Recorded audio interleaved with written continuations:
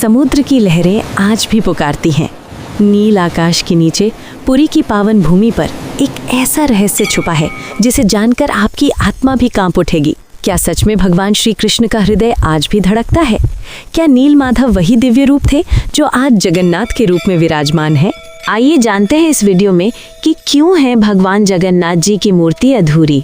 मालवा के महान राजा इंद्रद्युम्न भी भगवान विष्णु के बहुत बड़े भक्त थे। एक दिन राजा ने एक स्वप्न देखा। स्वप्न में दिव्य स्वर गूंजा, मैं नील पर्वतों के बीच नील माधव के रूप में विराजमान हूँ। राजा का हृदय व्याकुल हो उठा नील माधव के दर्शन करने के लिए। उन्होंने अपने विश्वासी ब्राह्मण विद्यापति को खोज पर भेजा। घने जंगल, रहस्यमयी रास्ते और वहां मिले आदिवासी भक्त विश्ववसु गुप्त रूप से नील माधव की पूजा करते थे। जब विद्यापति ने विश्ववसु से कहा कि उन्हें नील माधव के दर्शन करने हैं, तो विश्ववसु ने मना कर दिया। विद्यापति उसी गांव में रहने लगे और विश्ववसु की बेटी से शादी कर ली। एक दिन विद्यापति ने अपनी पत्नी से कहा कि अगर आप अपने पिता से कहेंगी तो वो मुझे जरूर नील माधव के दर्शन करवा देंगे। बेटी के कहने पर विश्ववसु ने विद्यापति को नील माधव के दर्शन करवाने के लिए मान गए। वे विद्यापति की आंखों पर पट्टी बांधकर उन्हें मंदिर ले जाते, परंतु भक्ति के साथ बुद्धि भी चलती है। विद्यापति ने रास्ते में सरसों के दाने गिरा दिए ताकि बाद में उस मार्ग का पता लगा सके। कुछ दिनों बाद वही दाने अंकुरित होकर मार्ग बन गए। जब वो ये बात राजा को बताई और राजा को अपने साथ ले गए, जब राजा स्वयं वहां पहुंचे, नील माधव अदृश्य हो चुके थे।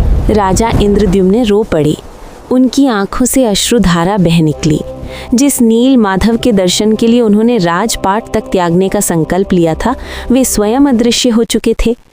राजमहल के प्रांगण में शोक की निस्तब्धता छा गई। राजा व्याकुल होकर बोले, हे प्रभु, यदि ये मेरी परीक्षा है तो मैं इसे स्वीकार करता हूँ, परंतु मुझे मार्ग दिखाइए। तभी आकाश मंडल से दिव्य प्रकाश प्रकट हुआ। वातावरण सुगंधित हो उठा और गूंज उठी एक दिव्य आकाशवाणी, राजन, शोक मत करो, समय आने पर समुद्र तट पर एक दिव्य लकड़ी प्रकट होगा। उसी पवित्र काष्ठ से मेरा नवीन स्वरूप निर्मित करवाओ, वही तुम्हारी भक्ति का प्रतिफल होगा। राजा के अश्रु थम गए। उनकी आंखों में आशा की ज्योति पुनः प्रज्वलित हुई। कुछ ही दिनों बाद पुरी के विस्तृत समुद्र तट पर एक अद्भुत चमत्कार घटित हुआ। लहरें असामान्य रूप से शांत हो गईं, आकाश में अलौकिक आभा छा गई और फिर समुद्र की गोद से एक तेजस्वी दिव्य दारू स्वयं तट पर आ लगा। उस लकड़ी से अलौकिक सुगंध प्रस्फुटित हो रही थी। उस पर शंख, चक्र, गदा और पद्म के दिव्य चिन्ह अंकित थे। राजा समझ गए, ये कोई साधारण लकड़ी नहीं, ये स्वयं ईश्वर का संकेत है। राजा ने घोषणा की, इस लकड़ी से प्रभु का विग्रह निर्मित होगा। तभी एक वृद्ध बढ़ई के रूप में एक दिव्य पुरुष प्रकट हुए। उनके नेत्रों में गहन तेज था। वो कोई और नहीं, स्वयं दिव्य शिल्पी विश्वकर्मा थे।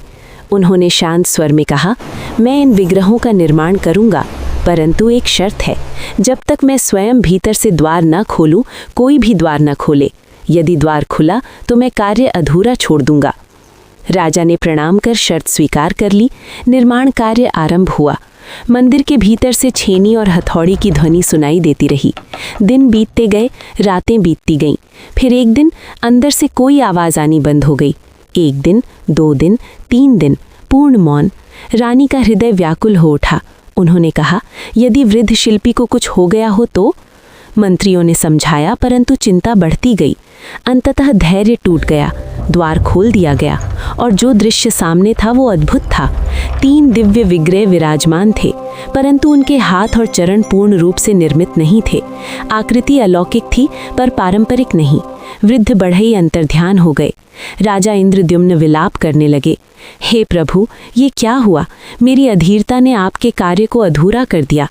तभी पुनः वही दिव्य स्वर गूंजा, राजन, शोक मत करो, यही मेरा इच्छित रूप है।